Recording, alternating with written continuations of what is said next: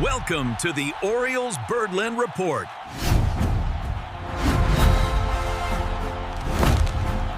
It's official. Dean Kremer is no longer an Oriole. The Baltimore Orioles have completed a deal with the Minnesota Twins, sending the right-hander to the Twin Cities in exchange for outfield prospect Jomnardo Reyes, ranked as the number 24 prospect in Minnesota's farm system by MLB Pipeline. The news, first reported by Ken Rosenthal of The Athletic, officially brings an end to one of the most uneven and frustrating tenures of the recent Orioles era. Kremer arrived in Baltimore back in 2018 as part of the package the Orioles received from the Los Angeles Dodgers in the Manny Machado blockbuster trade. He leaves the organization as one of the longest-tenured players on the roster, but under circumstances far different from the ones that made him a key piece of the rotation just a few years ago.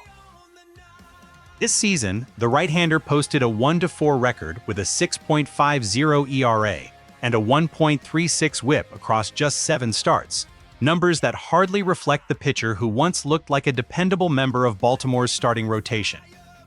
In return, the Orioles land an 18-year-old outfield prospect with enormous offensive upside.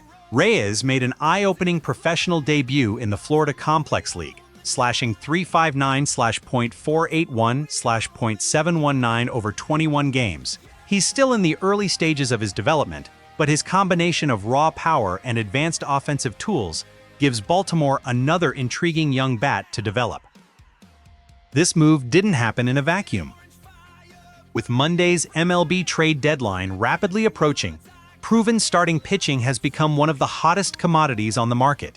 Contending teams have been scrambling for anyone capable of providing reliable innings down the stretch, and Minnesota clearly identified Kremer as someone who could help stabilize a rotation that's beginning to show the typical wear and tear of a long season. It wasn't a coincidence that the Twins completed multiple pitching acquisitions in less than 48 hours. Just one day before landing Kremer, Minnesota acquired reliever A.J. Minter from the New York Mets, giving up prospects Bruin Agbayani and Billy Amick in the process. The Twins have been spending prospect capital aggressively, signaling that they view this stretch run as a legitimate opportunity to stay in the playoff race. Meanwhile, Baltimore finds itself on the opposite side of the equation. With the Orioles out of postseason contention this year, the front office has fully embraced the role of seller, looking to turn veterans with declining value into long-term assets for the organization's future. I've been following this team closely, and honestly, the trade itself didn't surprise me. The timing did. From what I'd been hearing behind the scenes, Baltimore's front office had already reached the conclusion that Kremer's trade value had become extremely difficult to recover after his quadriceps injury. He missed roughly 9 weeks, was sent to AAA Norfolk for the first time since 2021, and simply never regained the feel for his full pitch mix after returning. The impression I got from people familiar with the situation is that this wasn't a trade designed to maximize immediate value. It was about clearing payroll while adding another young prospect to the farm system, taking advantage of the fact that Minnesota was desperately searching for innings. In other words, Baltimore sold low, but they sold quickly. For a front office that's made rebuilding the farm system its top priority, that strategy makes internal sense, even if it stings in the short term. Kremer's departure also leaves an immediate opening in the Orioles' rotation. That vacancy creates a real opportunity for several pitchers currently waiting in AAA Norfolk, who could now receive auditions at the major league level before the end of the season.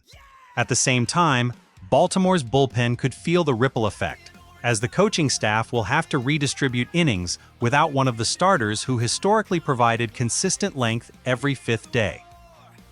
On the offensive side, the addition of Reyes creates another domino effect throughout the organization. Prospects playing similar positions in Baltimore's farm system will now face increased competition as the front office reshapes its long-term development plans around another high-upside international bat.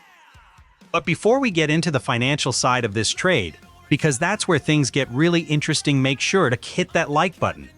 Seriously. It helps this channel reach more Orioles fans who want more than just headlines. If you've made it this far, you're clearly looking for real analysis, not surface-level news. So let's keep going, because the financial side of this deal tells a much bigger story. Here's the detail that many fans will overlook, but it explains exactly why this trade happened. The Minnesota Twins are taking on the remainder of Dean Kremer's salary, approximately $1.7 million for the rest of the season. In today's market, that's not an overwhelming financial commitment, but it comes just one day after Minnesota also assumed roughly $3.37 million owed to reliever A.J. Minter. That means the Twins committed around $5 million in additional payroll in less than 48 hours to strengthen their pitching staff before the trade deadline.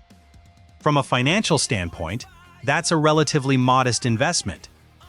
From a prospect standpoint, however, it was expensive. Minnesota had already surrendered 2 prospects in the Minter trade, and now they've added another cost by sending Jomnardo Reyes to Baltimore. For the Orioles, the financial logic couldn't be much simpler. They eliminate a short-term salary commitment tied to a player whose market value had fallen dramatically and replace it with a cost-controlled prospect who remains years away from arbitration. It's the classic rebuilding formula. Trade an expensive, depreciating asset for a young player with long-term upside and years of club control. And Baltimore has followed this blueprint before. Ironically, Dean Kremer himself arrived in Baltimore under the exact same philosophy. Back in 2018, the Orioles traded Manny Machado to the Dodgers during the season, receiving a package of prospects that included Kremer as one of the organization's future building blocks. That deal marked the official beginning of Baltimore's rebuild process that eventually produced one of baseball's youngest and most exciting rosters. Now, the cycle has come full circle. The same player who once represented the future of the rebuild has now become the asset used to help finance its next chapter. That's been a recurring theme throughout recent Orioles history.